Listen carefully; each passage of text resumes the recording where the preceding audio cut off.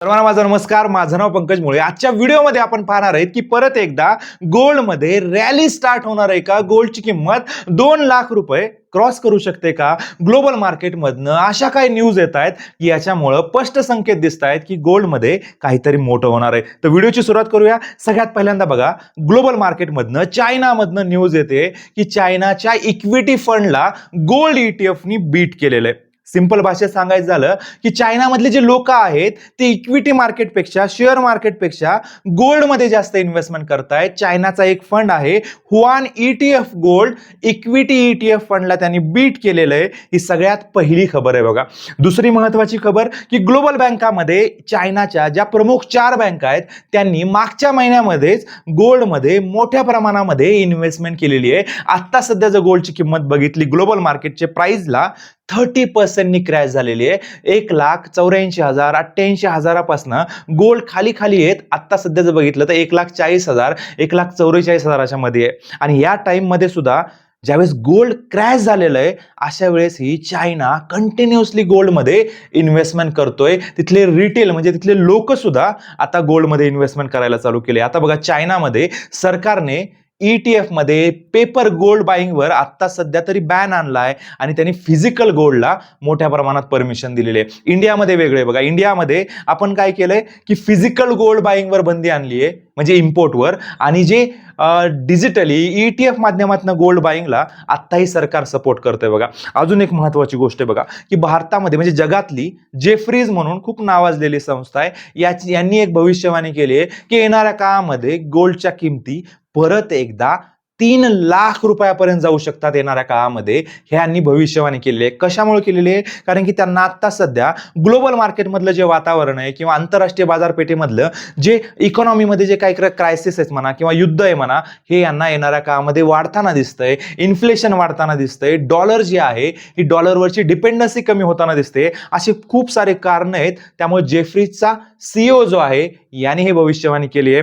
त्याच्यानंतर महत्वाची न्यूज काय की ग्लोबल मार्केटमध्ये जे नवीन देश आहेत, जे छोटे छोटे देश आहेत, हे सुद्धा आता डॉलरच्या ऐवजी गोल्डमध्ये इन्व्हेस्टमेंट त्यांनी चालू केलेले आहे. जसं बघायला गेलं आपण केनिया म्हणा, इंडोनेशिया म्हणा, मलेशिया म्हणा, कंबोडिया म्हणा, यासारख्या देशांनी परत एकदा गोल्डमध्ये इन्व्हेस्टमेंट करायला स्टार्ट केले. त्याच्यानंतर जर बघितले आपण बघा, क्रिप्टो करन्सी येणाऱ्या काळामध्ये क्रिप्टोला आपण फ्युचर म्हणतो, आणि हे क्रिप्टो करन्सी जे आहे जसं की बिटकॉइन आहे, इथेरियम आहे, यासारख्या डॉजकॉइन आहे, यांनी काय केलंय की यांच्या बॅकिंग सिस्टीमसाठी हे गोल्डमध्ये आता इन्व्हेस्टमेंट चालू केले. म्हणजे सोपं सांगायचं झालं तुम्हाला की ज्यावेळेस तुम्ही कुठल्याही गोल्ड ईटीएफ मध्ये इन्व्हेस्टमेंट करता, जसं की एचडीएफसी गोल्ड ईटीएफ, निपॉन बीज मध्ये ज्यावेळेस तुम्ही इन्व्हेस्टमेंट करता त्यावेळेस काय होतं की ईटीएफ वाली जी कंपनी आहे, exchange traded asset management company, ही तुम्ही जेवढ्या प्रमाणामध्ये ईटीएफ बाय करता तेवढ्याच प्रमाणामध्ये फिजिकलमध्ये गोल्ड ते त्यांच्याकडे स्टोअर करतात. सिंपल आहे की तुम्ही डिजिटल फॉर्मॅटमध्ये बाय करतायत, ते काय करतायत 90% 95% ते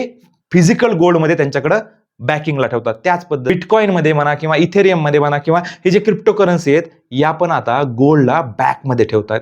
हे कशामुळे करतायत? कारण की त्यांना आता वाटतंय की गोल्ड म्हणजे बिटकॉइन म्हणा किंवा क्रिप्टो करन्सीवरचा विश्वास वाढवण्यासाठी या गोष्टी होताना दिसत आहेत. त्याच्यानंतरची एक महत्वाची वस्तू बघा, ग्लोबल मार्केटमध्ये जर बघितलं तर प्रत्येक देशाला असं वाटतंय की आपल्याकडं गोल्ड रिझर्व्ह जास्त असणं गरजेचं आहे. याच्या मागचं जर कारण शोधण्याचा प्रयत्न केला की ज्यावेळेस रशिया आणि युक्रेनचं युद्ध होतं बघा, त्यावेळेस अमेरिकेने रशियावर खूप मोठ्या प्रमाणामध्ये रिस्ट्रिक्शन आणले होते बघा. आणि याच्यामुळे काय झालं की ग्लोबल मार्केटमध्ये असा संकेत गेला की जे रशियाने जे रिझर्व्ह ठेवले होते डॉलर, किंवा रशियाने जे गव्हर्नमेंट बॉन्ड्समध्ये इन्व्हेस्टमेंट केले होते अमेरिकेच्या, या बॉन्डवर त्यांनी निर्बंध आणले. हे पैसे त्यांनी ब्लॉक करण्याचा प्रयत्न केला अमेरिकेने. आणि याच्यामुळं ग्लोबल करन्सीवर, ग्लोबल मार्केटवर असा निगेटिव्ह संकेत गेला की अमेरिका काही कधी काही करू शकते, आपल्यावर रिस्ट्रिक्शन आणू शकते. आपल्या इकॉनॉमीला सगळ्यात मोठा धोका जो आहे तो अमेरिकेकडून होऊ शकतो. कारण की प्रत्येक देशाकडं डॉलर रिझर्व्ह आहेत. म्हणजेच काय, प्रत्येक देशाची खूप मोठी इन्व्हेस्टमेंट डॉलरमध्ये, गव्हर्नमेंट बॉन्ड्समध्ये आहेत. त्यामुळं प्रत्येक देश आता काय करतंय की डॉलरवरची डिपेंडन्सी कमी करतंय आणि गोल्डमधली म्हणजे गोल्डमधली जी आहे पॅरलल इकॉनॉमी उभी करण्याचा प्रयत्न करतंय. त्यामुळं ह्या सगळ्या ज्या न्यूज आता सध्या येत आहेत ना, ह्या न्यूज गोल्डमध्ये येणाऱ्या काळामध्ये काही ना काही होण्याची शक्यता खूप मोठ्या प्रमाणात दाट आहे. अजून एक महत्वाची गोष्ट आहे बघा, अमेरिकेवर खूप मोठ्या प्रमाणावर आता सध्या कर्ज झालेलं आहे आणि हे कर्ज जे आहे हे येणाऱ्या काळामध्ये कधी ना कधीतरी ब्लास्ट होणार आहे, कधी ना कधी क्रायसिस येणार आहे. आणि ज्यावेळेस क्रायसिस येतं, तुम्हाला माहिती आहे 2008ला क्रायसिस आला होता, 1992 मध्ये क्रायसिस आला होता. ज्या वेळेस क्रायसिस येतो, 2020ला पण कोरोनामुळे क्रायसिस आला होता, त्यावेळेस गोल्डच्या किमती या झपाट्याने वाढल्या होत्या.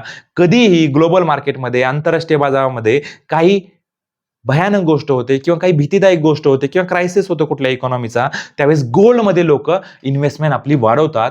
त्यामुळे सुद्धा येणाऱ्या काळामध्ये गोल्डच्या किमती वाढण्याची शक्यता खूप आहे.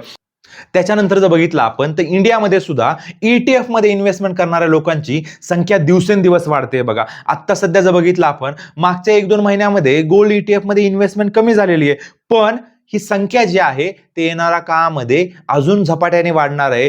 डिजिटल ETF माध्यमातून इन्व्हेस्टमेंट करणाऱ्या लोकांचं पर्सेंटेज आहे ते दिवसेंदिवस आपल्याला वाढताना दिसतंय. सगळ्या न्यूज बघून आपण काय करायला पाहिजे बघा, नॉर्मली बघायला गेलं आपल्या पोर्टफोलिओचा आपण 20% हिस्सा जो आहे तो गोल्ड आणि सिल्वर मध्ये इन्व्हेस्ट करा, असं मी मागच्या खूप दिवसापासून तुम्हाला म्हणतोय. पहिल्यांदा आपण काय करायचं, 15% करत होतो, तो वाढवून 5% वाढवून 20% पर्यंत, म्हणजे 15% तुमच्या इन्व्हेस्टमेंटचा तुम्ही गोल्ड ETF मध्ये इन्व्हेस्टमेंट करा आणि 5% जी अमाऊंट आहे तुम्ही सिल्वर मध्ये करू शकता. अशा पद्धतीनं 20% हिस्सा जो आहे तुमचा गोल्ड आणि सिल्वर मध्ये राहू दिला पाहिजे तुम्ही. असं का म्हणतोय मी बघा, कधीही बघा येणाऱ्या काळामध्ये समजा ग्लोबल मार्केटमध्ये क्रायसिस झाला, इकॉनॉमी म्हणजे इंडियन इकॉनॉमीमध्ये, इंडियन स्टॉक मार्केटमध्ये मोठ्या प्रमाणात क्रॅश आला, आणि त्याच्यानंतर ग्लोबल मार्केटमध्ये एखाद्या अमेरिकेमध्ये क्रॅश आला, त्यामुळे काय होईल की इक्विटीच्या प्राइस खाली येतील आणि गोल्डचा तुम्हाला सपोर्ट मिळेल त्या क्रायसिस पुरता. बघा, कुठलाही इक्विटी मार्केटमध्ये ज्यावेळेस क्रायसिस येतो ना, तो 6 महिने 1 वर्ष त्याची छाप पडते आणि त्याच्यानंतर परत मार्केट बाउन्स बॅक करतं.